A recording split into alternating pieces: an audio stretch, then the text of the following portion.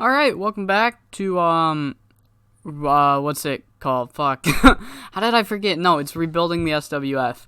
I realized that in the introduction video, I was going to explain why it's rebuilding the SWF, because a lot of people, especially people that are new to the Cornellverse, although pretty sure nobody's watching it, but just in case if you're not completely familiar with the Cornellverse, the reason that I'm calling it rebuilding the SWF was because the SWF was at number 1 forever, and then they dropped from number 1 in the company rankings to US Pro, and I'm rebuilding them back to number 1, so that's why it's called rebuilding the SWF.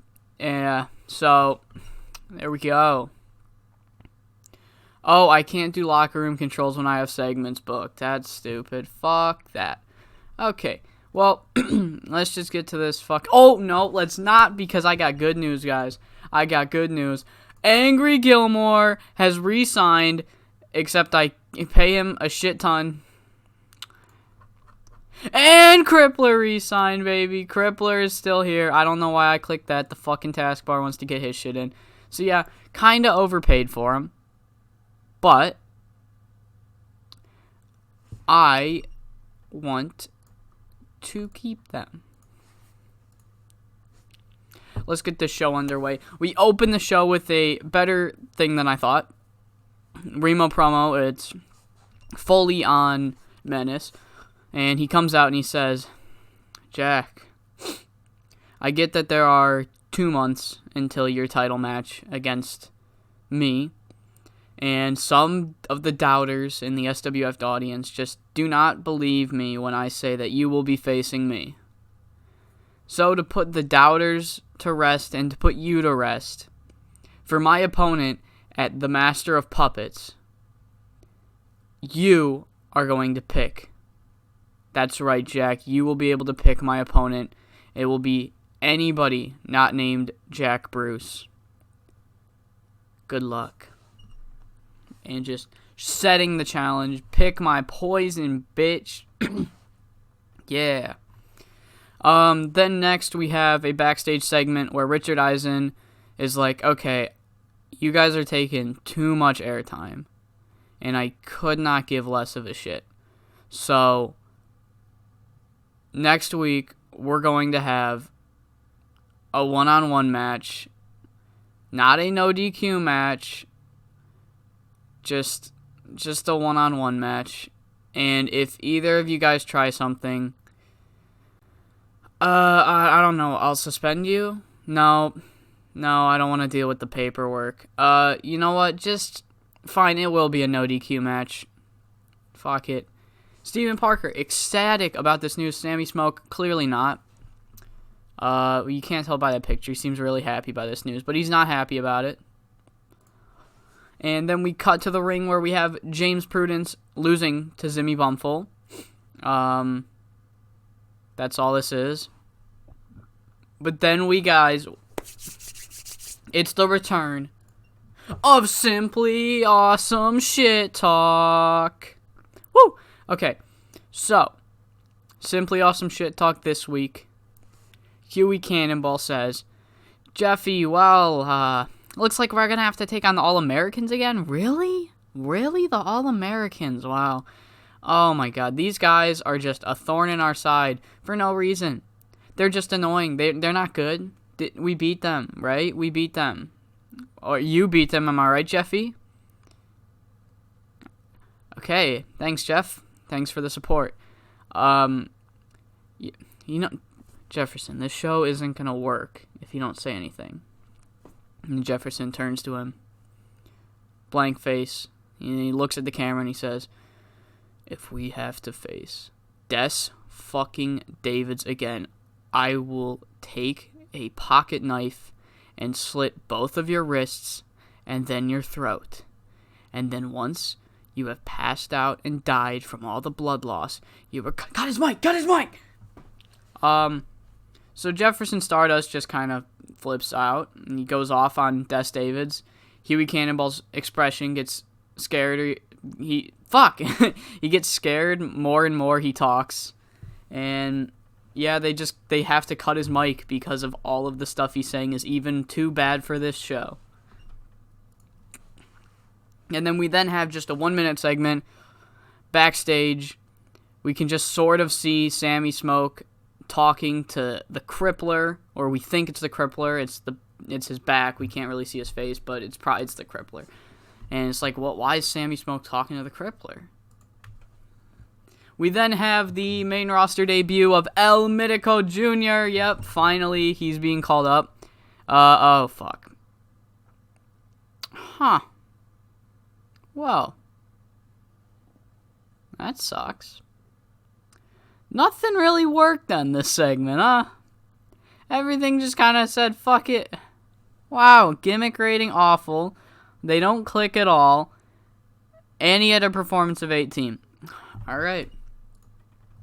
We then have Hardcore Bret Starr comes out. He's got his baseball bat, as seen in his render, and he's just kind of pointing at Jimmy Hernandez. He's not doing anything. And they just kind of stare at each other. And then Jimmy just says, "You don't scare me." And then just takes the bat, hits him across the face with it. Hardcore Bret hurries away, just kind of shocked that this plan to scare him didn't work. Gets a 90A, let's fucking go. And then a 94A, we have a Brandon James promo, where he says, alright, so, kind of a clusterfuck going on with me, Rogue, and Joey right now. So, basically, let me explain myself. Rogue calls me out for beating him up. I beat him up because he cheaply eliminated me from the match I was going to win and take on Remo, or whoever the fuck. I don't really care. But I've already done my business with Rogue. I don't care about Rogue anymore. But one thing I do hate is hypocrites. And, let me just tell you, Joey Morgan is a fucking hypocrite. Why is he a hypocrite? Well, he's telling Rogue that his high ass can't complain because it didn't even affect my beatdown. First off, fuck you, Morgan. My beatdowns did affect his elimination because my beatdowns are just that goddamn good. But no. He's a hypocrite because he's telling Rogue not to whine when in that minor league black and white company he used to work for, he was the whiniest motherfucking bitch in the entire locker room. We all knew about it. The stories broke out, the internet, and then Rogue, in the middle of Brandon James' speech, comes in, just beats him up. They brawl in the ring. 94A. We then have the first match of Skull to Bones training, as he said it was. All the members of Skull's Assembly are going to get training in the weeks to come. And here's Evil Greed's match, where Evil Greed defeats Jungle Lord. Woo! We then have my fault, not hiccup.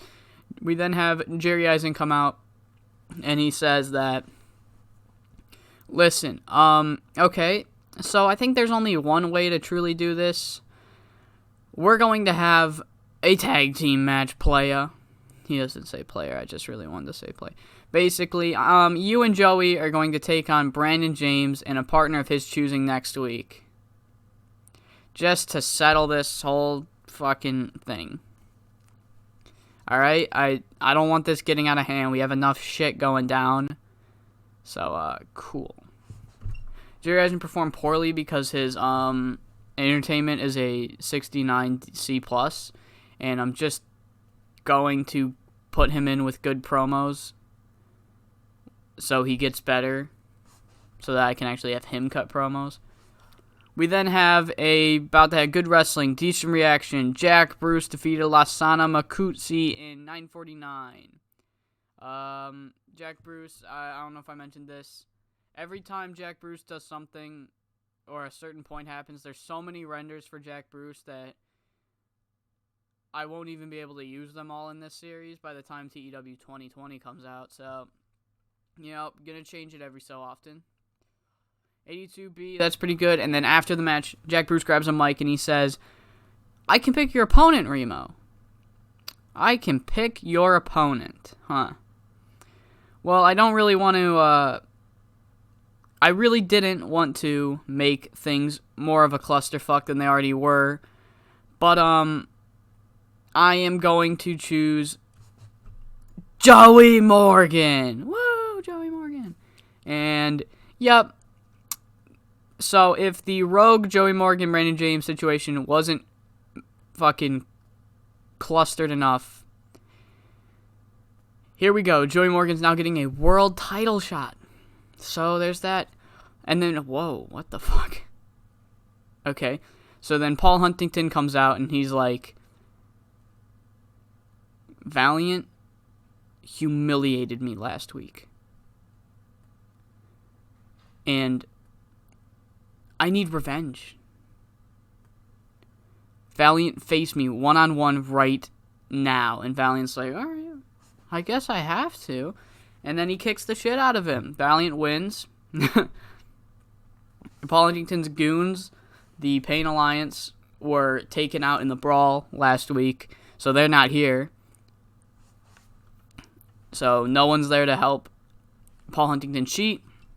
And then the Enterprise tries to do the thing where they use the numbers advantage, but since there's no Pain Alliance, and Valiant's got Mikey Lau, Anchor Gilmore, and Spencer Spade watching his back, the numbers game doesn't really work now, does it? No, it's an even brawl until the heels retreat because they're not gaining the easy advantage like they normally do, and they don't know what to do. 99, A-star to end the show. Mikey Lau, thank you for showing more charisma. End the show. Increased our pop in 21 regions, 91A. TCW ain't got shit on us. Woo!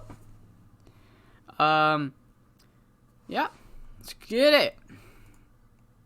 Pay rise request, dude. Come on, didn't I just give you a pay rise? I don't care. He's going to be the backbone of... I'm blocking that out. I do not want that to be seen. I'm not going to check these emails, or I'm just going to cut it if there's something. Alright, yep, don't want that to be seen. Actually, does TCW have shit on us? No, they fucking don't. They suck. TCW fucking sucks. Alright, so, has morale issues. I didn't even give... Oh, I did give him the gimmick, because I didn't want him to be a face. Shit. Alright. Well, I guess I have no choice but to give you a bonus. Oh, well. Speaking of him, I had to call somebody up, so I need to hire somebody. Might as well do that right now. Do I want Amazing Firefly? Maybe. Alright, let me get... Oh, you know what? They're not 12. What the fuck? 25. Let's get someone really young. Yeah. There is somebody that I do want, but I don't think he's debuted yet. Or can he not work?